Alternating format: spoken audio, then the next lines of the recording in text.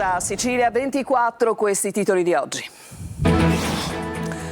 Uomini che minacciano e picchiano le donne. In pochi giorni, due sconcertanti episodi. Un marito minaccia la moglie dal carcere mentre è ancora ricoverata per botte subite. La questura etnea invita alla denuncia, le prime avvisaglie. Movida violenta a Palermo in piena zona rossa, sfiorata la tragedia al culmine della lite finita nel sangue tra due coetanei, ferito con 2 coltellate, un 35enne. Delitto Mattarella, emergono particolari dal racconto dell'ex prefetto Filippo Piritore nell'interrogatorio davanti al GIP. Il funzionario agli arresti domiciliari dice: non ho occultato nulla. Il ponte è sullo stretto, 4.000 richieste presentate in 24 ore nella piattaforma WeBuild per le assunzioni legate alla costruzione dell'opera. Intanto si attende la decisione della Corte dei Conti.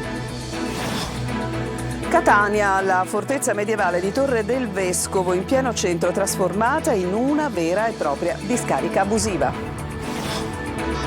Calcio, il Catania vola e batte anche il Benevento, porta inviolata al Massimino, la sfida decisa da Cicerelli su calcio di rigore.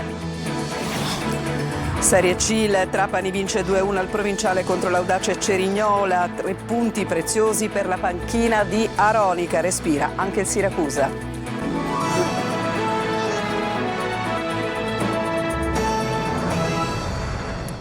Ben trovati e purtroppo apriamo il nostro telegiornale con una notizia davvero terribile arrivata poco fa in redazione. I carabinieri di Monreale, siamo nel Palermitano, hanno arrestato una coppia di conviventi, un uomo e una donna di 30 e 44 anni, ritenuti responsabili in concorso del reato di atti sessuali con minorenne. Una vicenda di profonda sofferenza e degrado familiare emersa grazie al coraggio di una bambina che con straordinaria determinazione ha contattato il numero di emergenza del telefono azzurro, affidando agli operatori il drammatico racconto di ripetuti abusi sessuali. La ragazzina, figlia biologica della donna, secondo quanto emerso dalle parole della vittima, sarebbe stata costretta insieme al fratellino di qualche anno più grande, anch'egli figlio naturale dell'arrestata, a partecipare ad atti sessuali compiuti dalla coppia. Compresa la gravità della situazione, gli operatori del telefono azzurro hanno immediatamente allertato i carabinieri, consentendo un intervento tempestivo. E parliamo di violenza sulle donne, violenza di genere. Nel giro di pochi giorni dalla Polizia di Catania 2 storie davvero sconcertanti, dove emerge l'importanza assoluta, perché non sia troppo tardi, di denunciare immediatamente. Adelaide Barbagallo. Uomini violenti che non temono il carcere continuano a minacciare e incutere terrore. Se ti voglio prendere e scannare lo faccio dove voglio io, vengo a casa, butto giù la porta e ti macino la testa. È soltanto una delle gravissime minacce che un uomo di 45 anni di Catania, rifiutato e allontanato dall'ex convivente, rivolgeva alla donna. Dopo anni di violenze continue e vessazioni, frutto di gelosia ossessiva e di un attaccamento morboso, la donna ha detto basta e si è rivolta alla polizia di Catania. Agli agenti ha raccontato una sequenza di violenze per futili motivi. Sembra che il 45enne monitorasse costantemente i profili della donna, intimandole più volte di eliminare immediatamente i contenuti condivisi con gli altri utenti. Picchiata, colpita alla schiena anche davanti alla loro figlia minorenne. L'ammonimento non è bastato, l'uomo ha continuato a tormentare la donna nel tentativo di convincerla a riallacciare la relazione. I poliziotti lo hanno rintracciato nel quartiere di Picanello, proprio nei pressi della casa dell'ex compagna, e lo hanno arrestato. Una storia di violenza che arriva a distanza di pochi giorni da un'altra avvenuta sempre a Catania, dove a un uomo violento sono bastate 24 ore per procurarsi un cellulare in carcere e una volta ottenuto ha chiamato la moglie che aveva picchiato selvaggiamente il giorno prima, pedate anche dove aveva subito un intervento chirurgico, tutto immortalato dalle telecamere di videosorveglianza del tabacchino. La donna, quando ha ricevuto la telefonata, era in ospedale dove stavano facendo i controlli clinici dovuti al pestaggio subito. La telefonata dal carcere ha aggravato non poco la posizione del 34enne.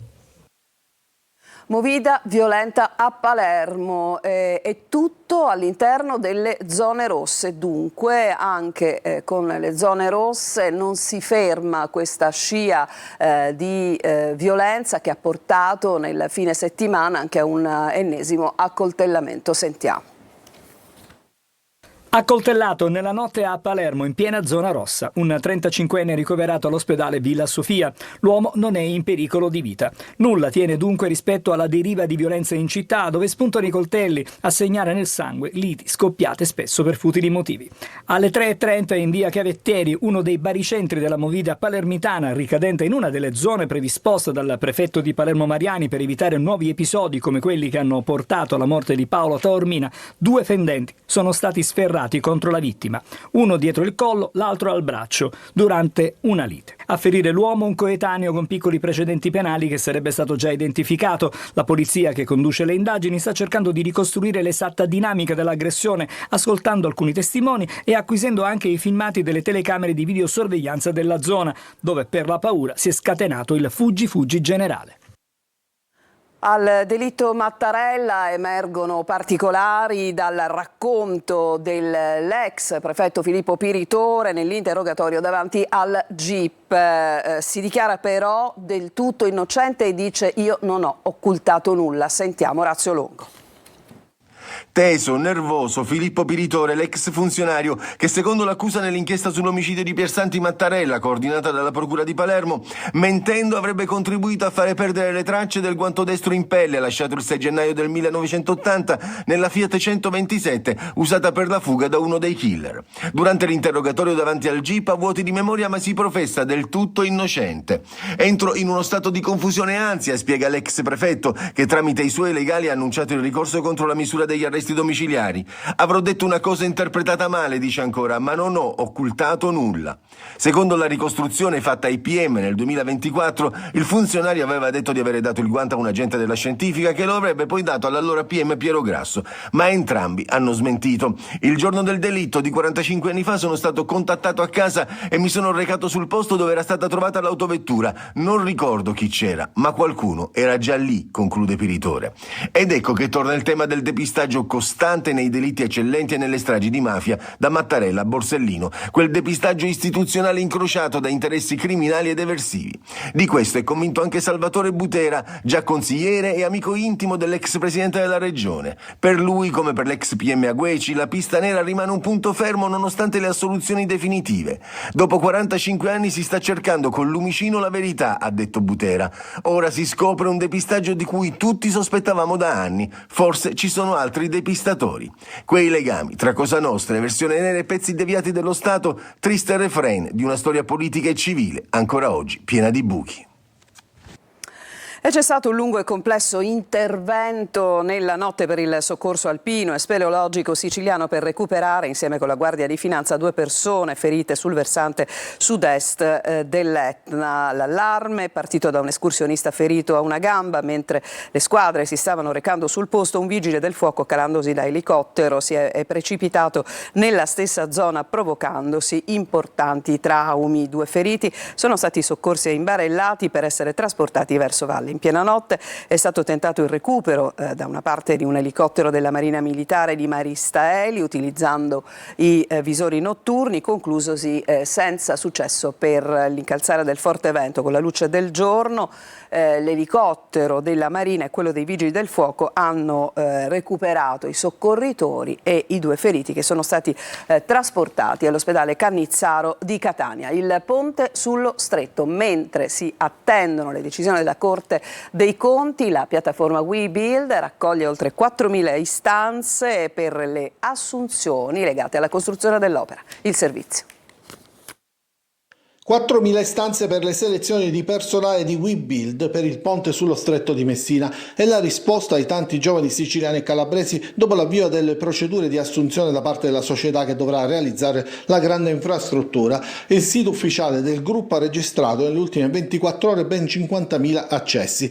L'apertura delle assunzioni da parte del consorzio Eurolink di WeBuild era attesa da 2 anni. Per la Lega, attraverso la deputata Valeria Sudano, è la più chiara risposta a certa politica avvezza ai no. Per il collega Anastasio Carra il ponte è lavoro vero per migliaia di giovani con la voglia di costruire un'opera storica e unire nord e sud. Intanto si ingarbuglia la matassa legata alla decisione della Corte dei Conti sulla delibera del CIPES da approvare entro il 7 novembre. I giudici contabili, dopo il deferimento all'organo collegiale sulla decisione della delibera del CIPES e dopo l'udienza fissata per il 29 ottobre, potrebbero rivolgersi alla Corte Costituzionale per i dubbi sulle norme che hanno ridato vita all'iter. Il rischio è che ci sia la necessità di riavviare tutto l'iter in seno al Comitato Interministeriale. Diventa dunque difficile immaginare che fra qualche settimana possano aprire già i primi cantieri, secondo gli annunci del ministro Matteo Salvini. A Catania la fortezza medievale di Torre del Vescovo, che si trova in pieno centro città, è stata trasformata in una vera e propria discarica abusiva. Tonino De Mana. Un monumento al degrado e all'incuria, altro che fortezza medievale, altro che attrazione turistica. Torre del Vescovo, l'unica cosa che attrae sono gli incivili che depositano spazzatura giorno e notte, trasformandola in discarica, una delle tante presenti a Catania. E i rifiuti sono anche al di là delle grate in metallo, dove si notano secchi, bidoncini, vecchie casse musicali in legno e tanto altro. Storia oltraggiata, memoria dimenticata. Il Medioevo, il 1100, il 1300, il 1500 come Rinascimento addirittura sembra non essere mai passato da qui. Cioè questa città non ha memoria di se stessa. L'importanza di questo monumento è l'esistenza di una cortina difensiva del 1100 rinforzata poi appunto da queste torri nel 1300 e successivamente nel 1500 con altri sbarramenti. Adesso bisogna fare una cortina difensiva, sì, ma per evitare sacchetto selvaggio. Assolutamente, sì, sarebbe una vera vittoria. Ecco. Eppure si tratta di un sito inserito in importanti percorsi turistici che meriterebbero maggiori attenzioni. Questi fatti sono veramente molto gravi per la città di Catania perché creano un danno di immagine turistica veramente notevole. E quasi quasi bisogna anche ringraziare questa automobilista che ha deciso di parcheggiare il proprio SUV davanti alla Torre del Vescovo. Almeno la presenza della macchina è servita per occultare parte della spazzatura. Ci fermiamo, c'è una pausa, torniamo tra poco.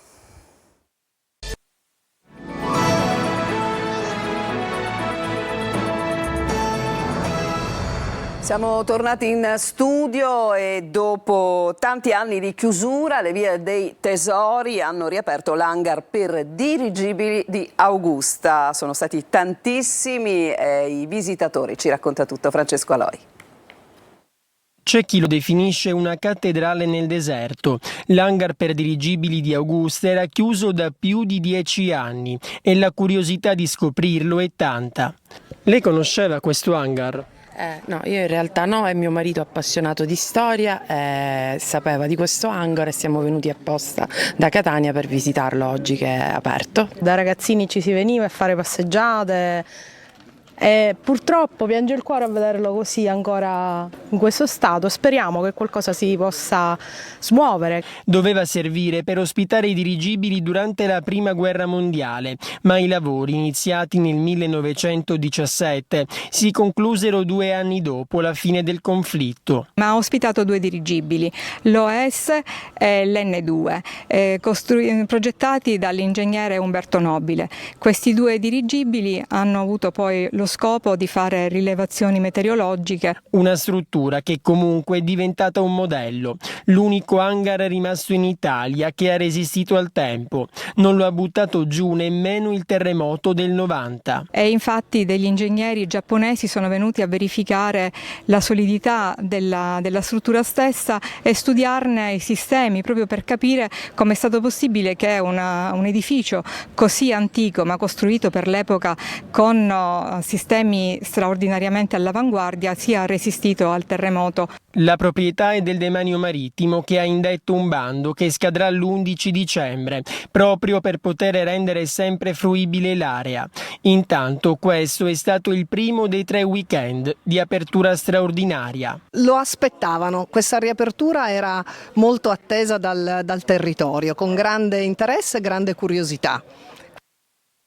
A Palermo l'Expo Medicina, il grande salone dell'innovazione tecnologica in sanità. Sentiamo. Quasi 40 eventi diversi all'interno di una 4 giorni durante la quale il mondo della sanità siciliana si confronterà a Palermo. Innovazione, cura e avvicinamento fra mondo della medicina e cittadino è lo scopo di approfondimenti, incontri e dibattiti. Si è aperta questa mattina alla Fiera del Mediterraneo la 5ª edizione di Expo Medicina, Salone dell'innovazione tecnologica in sanità. Palermo diventa la capitale della sanità. Questa unione tra Sicilia orientale e Sicilia occidentale sicuramente ha creato forza soprattutto a questo evento che negli anni sta crescendo, sta portando anche un valore aggiunto, ma soprattutto messa a confronto a quelle che possono essere le eccellenze della sanità siciliana con le altre regioni italiane. Oltre ai convegni, Expo Medicina il 29 ottobre ospiterà la prima edizione del premio Dusmet, che ha visto la partecipazione di oltre 100 progetti.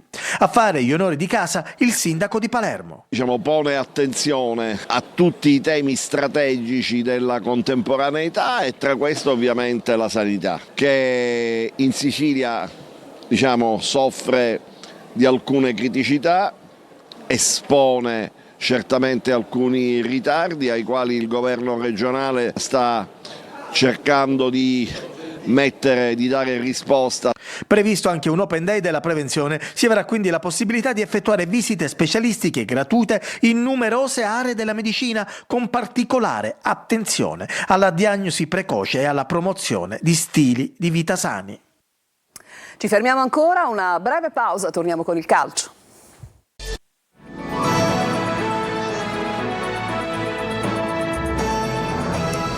Siamo al calcio e iniziamo subito con la vittoria del Catania contro il Benevento, un ennesimo successo che ovviamente immette un'aria particolarmente ottimistica nel club rossazzurro, ma naturalmente anche in tutta la tifoseria. Ci fa il punto su questa giornata di ieri Marco Carli. La settimana perfetta si materializza in una calda domenica di fine ottobre. I quasi 20.000 del Massimino assistono a un'altra vittoria nel secondo big match consecutivo. Questa volta a lasciarci le penne dopo la Salernitana e il Benevento. Toscano conferma l'11 di partenza delle ultime 2 partite vittoriose con Giuliano e Salernitana appunto. Le 2 squadre si studiano e si rispettano. I portieri sono inoperosi fino al colpo di testa di Lunetta dopo una punizione dalla sinistra. Semplice la presa per Vannucchi. Cicerelli è protagonista al 40° quando al termine di un batti e ribatti in aria finisce a terra dopo un contrasto con Borghini. L'arbitro, dopo revisione chiesta dal Catania, concede il rigore per il primo tocco sulla gamba del trequartista. Cicerelli è glaciale dal dischetto, palla nell'angolo e 1-0 per i rossazzurri. 4º gol in campionato per il numero 10 etneo, secondo consecutivo dopo la super punizione con la Salernitana. Palla al centro, il Catania ha un'occasione d'oro per raddoppiare. Sponda di Lunetta per Cicerelli che dalla sinistra crossa per Forte, miracolo di Vannucchi sulla conclusione a colpo sicuro dell'attaccante. Nella ripresa il Football Video Support torna protagonista per un intervento in area di Di Gennaro su Mignani. L'arbitro resta della sua opinione e non concede il rigore dopo la richiesta di revisione dei campani. Toscano decide di cambiare sistema e toglie Cicerelli, al suo posto Corbari. Si passa al 3-5-2, entrano anche Rolfini e Aloi per Lunetta e Di Tacchio. Il primo ha subito una buona opportunità e manda alto su cross deviato di Casasola. I campani si fanno vedere con la Messa che conclude alto dopo una buona azione di Maita. I rossazzurri sanno anche soffrire, il Benevento costruisce una buona chance con Borghini che crossa per Mehic e il colpo di testa finisce al lato. Il Catania chiude ancora vittorioso e senza subire gol, 9 clean sheet su 11 partite, 5 gare senza reti al passivo. Dini non ha mai visto il pallone finire alle sue spalle al Massimino, numeri e non solo che danno l'idea di dove può arrivare la squadra rossazzurra. Adesso le voci, quelli dei 2 allenatori appunto di Catania e Benevento, al microfono di Marco Carli. E l'adattabilità di questa squadra ai momenti sta crescendo partita dopo partita. Abbiamo fatto un risultato importante, una squadra di livello che gioca bene, giocatori forti, però oggi volevano a tutti i costi la vittoria, i ragazzi l'hanno portata a casa e devo fare di nuovo i complimenti a questi ragazzi. Ma il merito è di tutti, a partire dalla società, da tutti quelli che lavorano, perché vedo un coinvolgimento totale da parte di tutti, dai magazzinieri, da tutti. Tutti vogliono portare il loro contributo. I ragazzi poi sono quelli che vanno in campo e sono i veri protagonisti. Le squadre forti sono forti in panchina. non solo dal punto di vista tecnico, perché nelle dinamiche poi se entri e determini del tuo contributo, a prescindere se giochi dall'inizio entri, è una forza incredibile. Catania è partito forte perché questo ambiente in qualche modo ti carica, c'è una grande spinta emotiva, ma 7-8 minuti, 10 forse, poi noi abbiamo cominciato a palleggiare, a mantenere il possesso, abbiamo alzato il baricentro, piccoli dettagli che hanno fatto la differenza. Potrà esserci un'alternanza, dipende un po' dalle posizioni, dipende un po' dal calendario, ma a parte che, ripeto, questo è un girone difficile e dove anche andare a affrontare le squadre medio piccole o di media alta classifica non è facile, perché sono tutte ben attrezzate e organizzate. E tutt'altro valore assumono i 3 punti conquistati dalle altre siciliane. Parliamo ovviamente di Siracusa e Trapani, che comunque prendono un sospiro di sollievo. Il servizio. Senza reti da 400 minuti, ultimo con 9 sconfitte in 10 giornate contestato dai tifosi, il Siracusa ritrova punti, gol e sorrisi contro il Casarano.